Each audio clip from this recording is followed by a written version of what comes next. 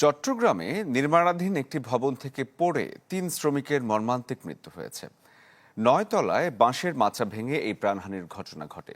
অভিযোগ আছে, বারবার আপত্তি করার পরও কোনো নিরাপত্তা ব্যবস্থা না নিয়ে শ্রমিকদের কাজে যোগ দিতে বাধ্য করান ঠিকাদার। এমনকি ঘটনার পর নিহতদের ব্যাপারে খোঁজও নিতে আসেনি ঠিকাদার ও ভবন মালিক। ঢালাইয়ে দৃঢ়তা, নির্মাণে নিশ্চয়তা। প্রিমিয়ার সিমেন্ট, ঢালাইয়ের রাজা। পায়ে সামান্য আঘাত পেলেও অল্পের জন্যই মৃত্যুর মুখ থেকে বেঁচে ফিরেছেন নির্মাণ শ্রমিক রমজান। কিন্তু বাঁচতে পারেনি তার ৩ সহকর্মী। চোখের সামনে দেখেছেন তাদের মর্মান্তিক মৃত্যু, তাই তার চোখে মুখে আতঙ্কের ছাপ। এতে করে আমি বালু দিছি আর বালু দিয়ে হবে নামছি, নামার সাথে সাথে 4 জন হাজার মাছ আমাকে নিচে পড়ে গেছে। চট্টগ্রামে নির্মাণাধীন ভবন থেকে পড়ে হাসান, ফখরুল ইসলাম, রাশেদ নামে ৩ শ্রমিকের মৃত্যুর এই ঘটনা ঘটে শুক্রবার বিকেলে।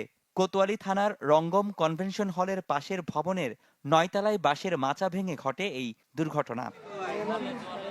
অভিযোগ, মাচাটি ঝুঁকিপূর্ণ হওয়ায় শ্রমিকরা কাজ করতে আপত্তি জানান।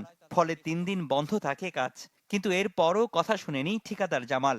কোনো রকম নিরাপত্তা ব্যবস্থা ছাড়াই একরকম পেটের দায়ে কাজে যোগ দিতে বাধ্য হন শ্রমিকরা। ওইটা আমরা অনেকবার বলেছি যে আপনাদের এখানে সিফটি নাই, এখানে অনেক রিস্ক। উনি বলতেছে এখানে হাজার অনেক লোক কাজ করতেছে, তোমাদের বেলা আসলে রিস্ক, এগুলো বলতেছে। নাকি আজকে 1 সপ্তাহ পর্যন্ত টাকা দেয় নেই এবং জোরপূর্বক এদেরকে কাজ করতে চাচ্ছে, আর কাজ করবে না, সেফটি সমস্যা।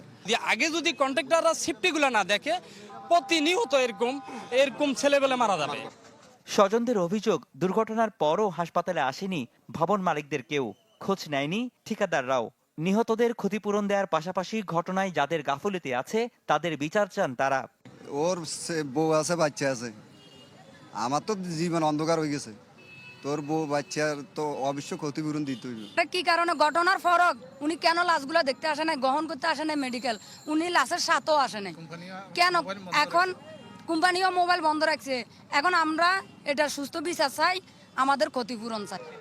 নিহত সবার বাড়ি নোয়াখালীর সুবর্ণচর। তবে ঘটনাস্থলে গিয়ে পাওয়া যায়নি ভবন মালিকদের কাউকেই। কথা বলেনি পুলিশ কর্মকর্তারাও। রনি দত্ত, চ্যানেল 24, চট্টগ্রাম।